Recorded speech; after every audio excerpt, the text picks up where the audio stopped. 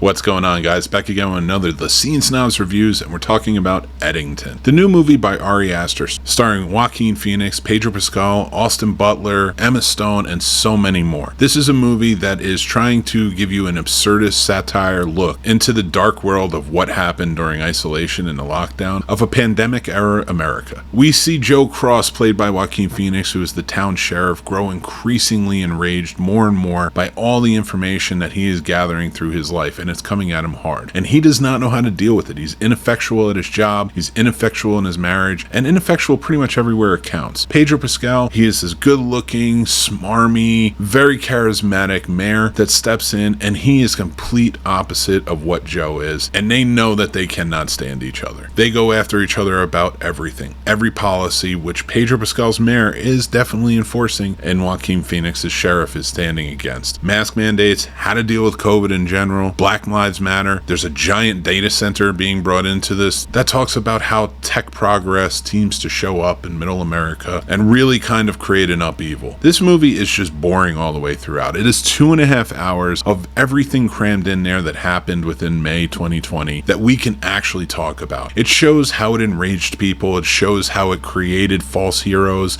spread a lot of misinformation, and a lot of other craziness that went on in that time too. It doesn't handle it well though. Ari Aster is a beautiful filmmaker who's made some wonderfully looking movies with a lot of good plot points but very little substance, and this is one of them, probably his worst one by far. I did not like Eddington. Stepping into this, I gave it a 1.5 mics out of 5. This was one that just did not resonate with me. It's very familiar. I recognized all of the themes that were going on through it, but to tell you throughout the entire thing, the rage baiting, all of that, they're themes that we can see in other movies that are done really well. I wish Ari Aster, and I've said this before, would get a writing partner who would help him with the substance in his films and flesh out good stories. You have one here, but it's convoluted by too many characters, too many things you're trying to say, and trying to satire all of the things that really resonated with us and affected us after COVID. Now, I'm not saying you can't speak on those issues. Of course you can. That's what films and art are for, and I'm not against that. But when you're just shoving it in there and it seems like you're just trying to rage bait without trying to give us any resolve, no characters change throughout this. By the time we get to the end, we're supposed to be satisfied with more ironic punishment. That's a cheap way to go out, in my opinion. This is a movie that just doesn't work on any level, but it does look nice. I'd like to think it's well acted, and it is. These characters are convincing, but at the same time, what they're working with isn't convincing at all. I didn't like Eddington, but I'd love to hear what you guys think. Sound off in the comments. Let's talk about it. All right, everybody, remember to follow for more. Subscribe to the Scene Snobs, because we have reviews of all types of different movies, essays, podcasts, and more. We'd love for you to be a part of the Snob Nation, because we love movies and we know you do too. Until next time, everybody, I'm Mick Manhattan from the Scene Snobs. Remember to go check out my written reviews over on Substack and Letterboxd, and I'll talk to you guys very, very soon.